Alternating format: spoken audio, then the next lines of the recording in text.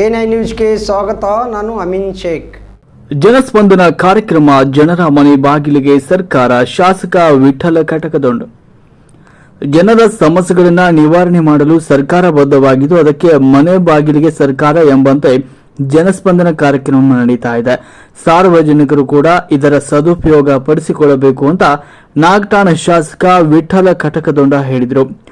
ಮಂಗಳವಾರ ಜಿಲ್ಲಾಡಳಿತ, ಜಿಲ್ಲಾ ಪಂಚಾಯತ್, ಜಿಲ್ಲಾ ಪೊಲೀಸ್ ಇಲಾಖೆಗಳ ಇವರ ಸಂಯುಕ್ತ ಆಶ್ರಯದಲ್ಲಿ ಚಡಚಣ ನಗರದ ಗುರುಕೃಪಾ ಮಾಂಗಲ್ಯ ಕಾರ್ಯಾಲಯದಲ್ಲಿ ನಡೆದಂತಹ ಜನಸ್ಪಂದನ ಕಾರ್ಯಕ್ರಮವನ್ನು ಉದ್ಘಾಟಿಸಿ ಅವರು ಮಾತನಾಡಿದರು.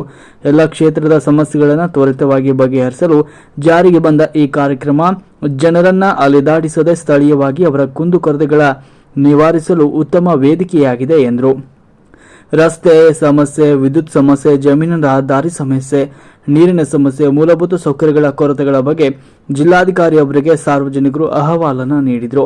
ಜಿಲ್ಲಾ ಪಂಚಾಯತ್ ಮುಖ್ಯ ಕಾರ್ಯನಿರ್ವಹಣಾಧಿಕಾರಿ ರಿಷಿ ಆನಂದ್ ಅವರು, ಪೊಲೀಸ್ ವರಿಷ್ಠಾಧಿಕಾರಿ ಋಷಿಕೇಶ್ ಸುಣಾವಣೆ, ಇಂಡಿ ಉಪ ವಿಭಾಗಾಧಿಕಾರಿ ಅಬೀದ್ ಗದ್ದಾಳ್, ಜಿಲ್ಲಾ ಹಾಗೂ ತಾಲೂಕು ಮಟ್ಟದ ಅಧಿಕಾರಿಗಳು ಸಂದರ್ಭದಲ್ಲಿ ಉಪಸ್ಥಿತರಿದ್ದರು. ಸಾರ್ವಜನಿಕರ ಅಹವಾಲುಗಳನ್ನು ಸ್ವೀಕರಿಸಿದರು.